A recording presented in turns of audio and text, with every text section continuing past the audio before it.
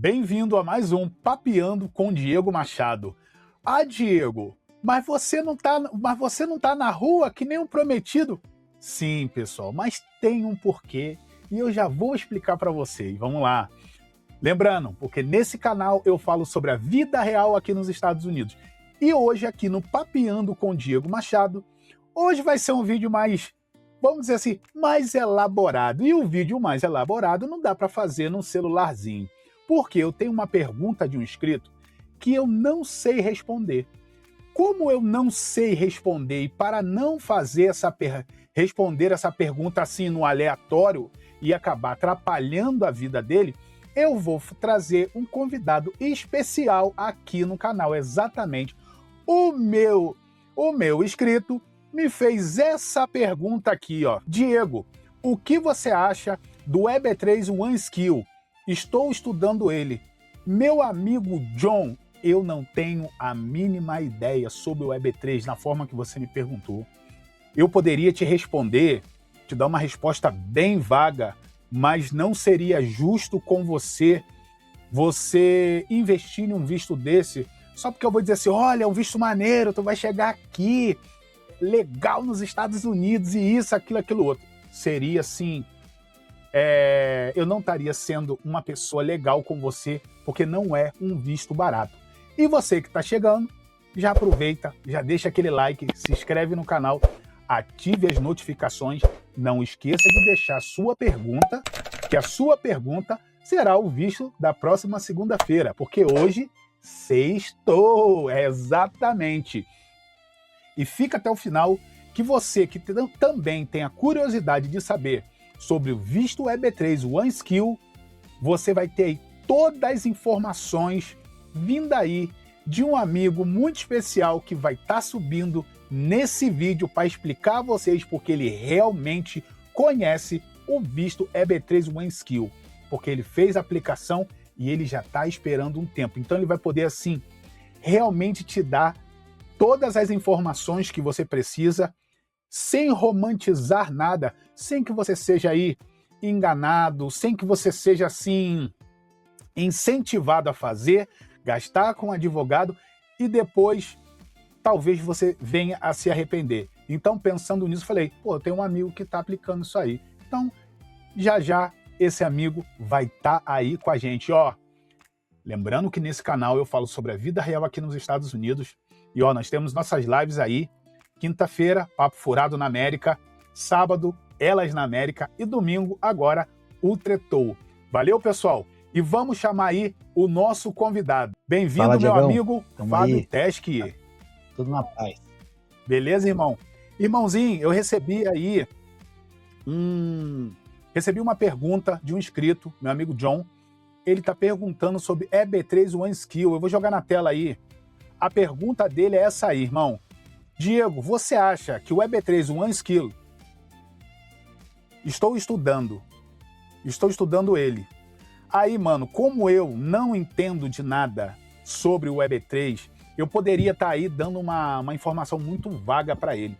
E para não fazer isso e ele fazer um investimento nesse visto, que não é nada barato, falei, pô, vou chamar meu amigo Fábio Teschi, que ele vem aqui no Papeando e dá essa moral aí e explica para ele como que funciona esse tipo de visto aí. Fabão, bom, Diegão, lembrando que eu não sou um expert no assunto, né, cara? Eu tô nesse processo do EB3 Unskilled, que é esse da pergunta que ele tá falando aí. São dois tipos de EB3, né? O Skilled e o Unskilled, né? O Skilled você precisa comprovar 2 anos de experiência na área. Aí vai ser aí, sei lá, trabalhar como garçom, talvez motorista de caminhão, que você comprove 2 anos de experiência na área, tá bom? E o meu, que é o Unskilled, você não precisa comprovar, não precisa ter experiência na área, tá? Então, eu não sou um expert, mas eu estou nesse processo e o que eu puder falar sobre o processo aí, cara, vou compartilhar com vocês sem problema. E esclarecer talvez as dúvidas do John aí. Só diz aí pra gente, como é que foi essa entrada, a escolha Cara, na e a verdade, entrada nesse visto? O que acontece? Para você entrar nesse processo aí, você precisa ter uma agência, né, que vai procurar que vai ver um trabalho para você, né, vai correr atrás de pessoas que estão de contratantes, né, de pessoas que estão contratando nos Estados Unidos. No meu caso, né, eu fui recomendado, né, eu tenho um parente aí, né, que trabalhou muito tempo nessa mesma empresa que eu tô indo trabalhar, isso, né, lá atrás, muitos anos, e como ele sempre manteve um bom relacionamento com os donos da empresa, um dia ele foi lá no restaurante e um dos sócios acabou falando para ele que ele estava contratando pessoas. E aí, essa pessoa, o meu irmão, no caso, né, pegou e falou que, olha, eu tenho um meu irmão que mora lá na Irlanda, já tem uma base de inglês legal, já mora fora há quase 4 anos, e falou sobre a minha pessoa, recomendando. E aí o seu Orlando, né, o sócio lá da empresa, acabou falando, bom, beleza, vamos entrar em contato com o Fábio. E aí ele entrou em contato comigo e foi aí quando a gente começou o processo. Na verdade, ele entrou em contato falando se eu estaria disposto, né, se eu gostaria de fazer parte da equipe lá do time deles. E aí eles começaram os processos com os advogados lá do próprio restaurante, né, que faz os processos migratórios para eles, né. Mas é mais ou menos o mesmo esquema, tá? No meu caso, eu consegui um sponsor. Na verdade, se você for uma agência, a agência vai conseguir esse sponsor para você, né? Na verdade, eu só encurtei o tempo aí, né? O caminho. O caminho. Entendi. Mas diz aí pra gente, mais ou menos, quanto que você teve que investir, tá? Se você não quiser falar o valor, mas mais ou menos quanto você teve que investir aí para estar fazendo essa aplicação aí. É bastante diferente da maioria dos casos das pessoas que vão por agência, né? Porque quando você vai por uma agência, a agência acaba buscando, né, um empregador, então tem várias taxas aí. Como eu fechei direto com o sponsor, eu só vou estar pagando algumas taxas ali sobre, né, vacinas, por exemplo, dependentes, essas coisas assim, passagens aéreas, claro, mas sobre todo o processo que tem que ser pago, todas as etapas ali, desde da aplicação, né, da Labor Certification, do I-140, da DS 260, 160, agora não lembro, 260 precisa ser preenchida, essas taxas todas aí, que é tudo a empresa que está sendo responsabilizada, tá? Que está pagando. Então, no caso, eu sei de pessoas aí que eles bancam praticamente tudo, tá? Então, aí varia da agência que você pegar, pode ser que você gaste em torno de 20 até 30 mil dólares para você fazer esse processo, mas eu não vou chegar nem... Calma aí, então você quer dizer que por uma agência de 20 a 30 mil dólares você gastaria isso tudo? Um EB3 Unskilled ou Skilled aí, cara. Então, é muito... É que assim, é caro, mas eu vejo como um investimento, né? Porque quantas pessoas que falam nos Estados Unidos querem chegar com um green card americano? Até porque quando você está nesse processo do EB3, por exemplo, eu nunca pisei nos Estados Unidos. Eu gosto dos Estados Unidos, mas não é uma coisa, nossa, meu Deus, eu morro de amor. Isso aconteceu de receber essa proposta de trabalho e aí começou puta, legal, Estados Unidos. Até porque meu irmão tá morando lá agora e tal, então pintou na minha cabeça isso. Mas, se você falar para mim, investir 20, 30 mil dólares, você investiria? Olha, depende muito da vontade do que você quer de verdade. Mas... lembrando que é um processo, então, que você, se você não está nos Estados Unidos, você já chega com os documentos, né, com a liberdade de ir e vir, né, então, tipo, às vezes é muita grana, mas o retorno, né, de ter um green card americano que é desejo de praticamente 100% das pessoas que falam nos Estados Unidos, talvez valha a pena, né, acho que vale a pena, na verdade. Entendi. Fábio, e qual o tempo... hoje, qual o tempo em média que tá aí sendo aprovado? Cara, quando eu comecei o processo lá em junho de 22, esse processo estava demorando em torno de 1 ano e meio a 2. Eu comecei em 2022. 2022? Mano, nós estamos em 2026, você sabe, de 1 né? ano e meio a 2, né?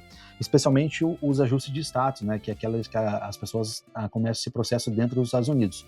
Mas está tendo algumas mudanças nas regras aí, então não sei como que vai ficar sobre o ajuste de status, né? Porque muitas pessoas vão para lá e acabam renovando o visto de estudante, mas a gente sabe que ninguém é besta que estudante não pode trabalhar dentro dos Estados Unidos, né? Então, talvez com a atual administração eles possam fazer algumas perguntas, mas ali, peraí, você está nesse processo de visto de trabalho, mas como que você se manteve todo esse tempo aí? Aí cada um vai ter que comprovar da sua maneira, né?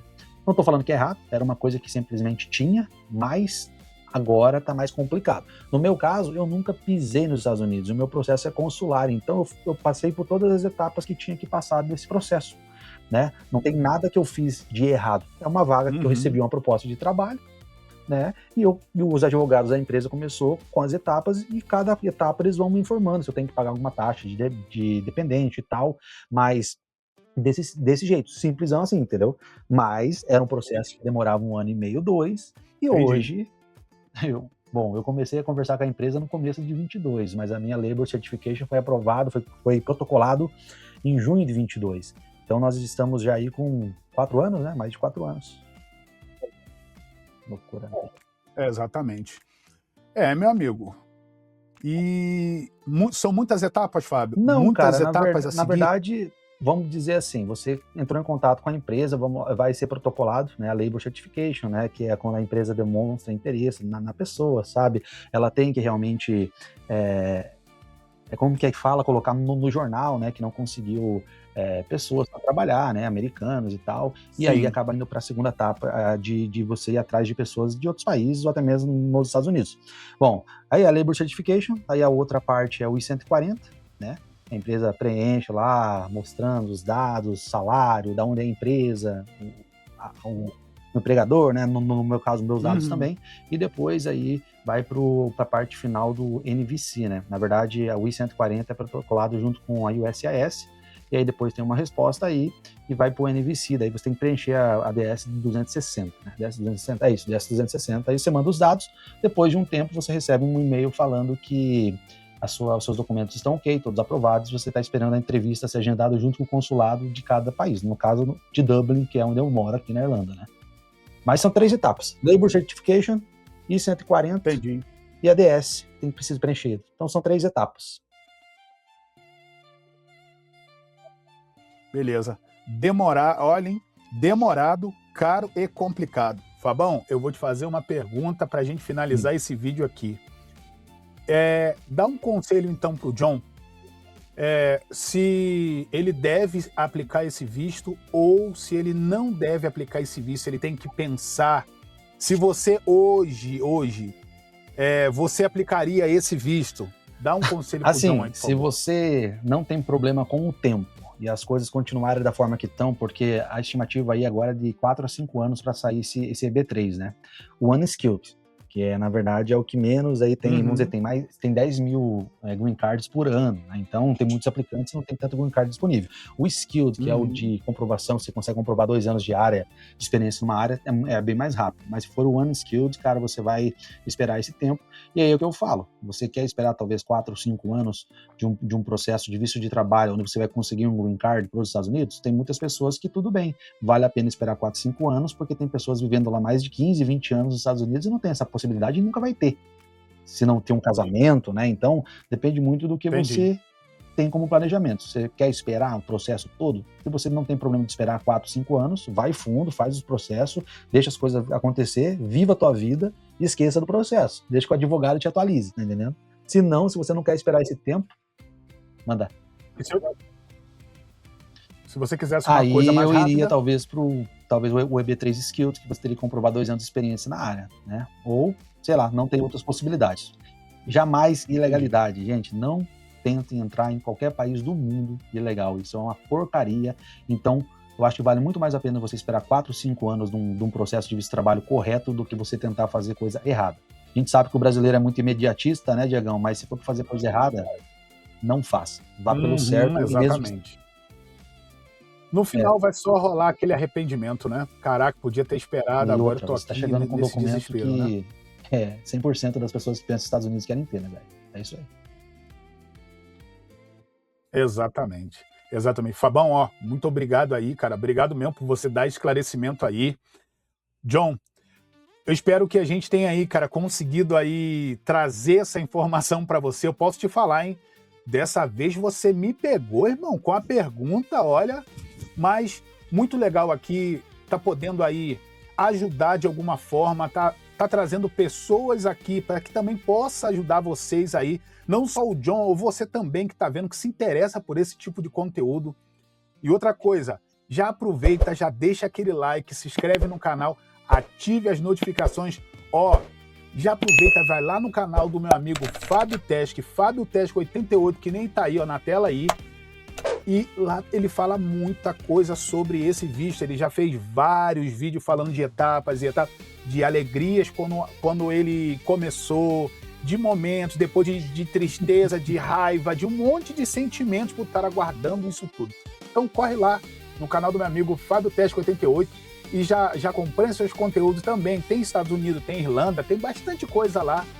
E você que tá vendo esse vídeo, corre que daqui a pouco eu vou deixar aí na tela para vocês aí, lá no canal @Treta Sem Fronteiras, que nós vamos estar fazendo aí. É isso aí, daqui a pouco nós vamos estar fazendo. Bom, você vai soltar esse vídeo agora, então vai ser ainda hoje. Agora, quando o pessoal vai estar vendo, é outra coisa. Diegão, só uma coisa. Lembrando, vai atrás de um advogado, de uma agência que possa te instruir certinho o que você tem que fazer. Aqui eu dei um resumão mesmo do que é o IB3, mas é um processo que você precisa estudar muito bem o que você quer e vai atrás de um profissional que possa te ajudar e te informar que é a melhor coisa que você tem que fazer. Exatamente. Dando apenas um disclaimer aqui, isso aqui não é dica, não é aconselhamento, não é nada. É apenas a realidade dele, é a vivência dele.